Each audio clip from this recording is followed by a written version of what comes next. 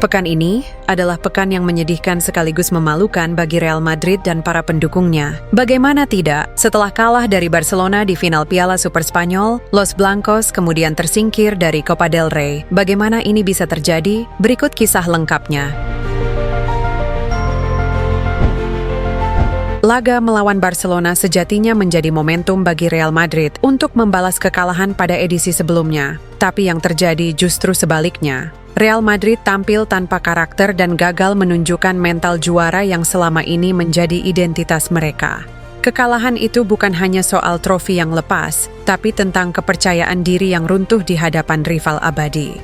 Kekalahan atas Barcelona pun menjadi pukulan telak. Menurut beberapa laporan, hasil tersebut memicu kemarahan Florentino Perez hingga berujung pada pemecatan Xabi Alonso. Sebuah keputusan yang mengejutkan, mengingat proyek yang dibangun belum benar-benar berjalan. Namun di balik itu, kekalahan di final disebut hanya menjadi pemicu, bukan akar masalah. Hubungan Xabi dengan para pemain sudah lebih dulu merenggang. Situasi semakin rumit karena klub justru memilih berdiri di sisi para pemain. Manajemen lebih percaya pada nama-nama besar di ruang ganti ketimbang melindungi pelatihnya sendiri. Xabi dibiarkan sendirian tanpa dukungan penuh, menghadapi pemain yang tak lagi sepenuhnya berada di belakangnya. Keputusannya mulai dipertanyakan, bukan hanya di media, tapi juga di dalam tim. Ruang ganti terpecah, disiplin melemah, dan hasil buruk pun tinggal menunggu waktu.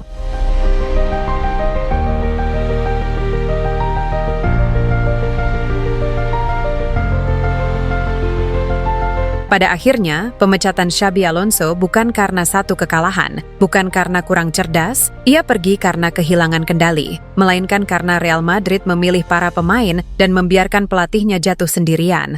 Dalam situasi genting, Madrid kembali menoleh ke masa lalunya. Alvaro Arbeloa ditunjuk sebagai pelatih kepala, sosok yang cukup memahami nilai klub dan diharapkan mampu menyatukan kembali tim yang terpecah. Namun harapan itu datang bersama beban yang terlalu besar. Copa del Rey pun menjadi panggung berikutnya. Lawannya Albacete, tim divisi 2 yang di atas kertas jauh di bawah Real Madrid. Stadion kecil, tekanan minim, dan seharusnya menjadi kesempatan untuk bangkit. Namun yang terjadi justru sebaliknya. Arbeloa memilih mengistirahatkan sejumlah pemain utama seolah meremehkan lawan. Di laga tersebut, Madrid memang menguasai pertandingan dan menciptakan banyak peluang. Namun sepak bola tak pernah soal dominasi semata. Saat peluit akhir berbunyi, papan skor menunjukkan angka yang menyakitkan. Real Madrid kalah 3-2. Skor yang terasa terlalu familiar, mengingatkan pada kekalahan dari Barcelona di final Piala Super Spanyol. Dalam hitungan satu pekan, Real Madrid kehilangan segalanya. Trofi,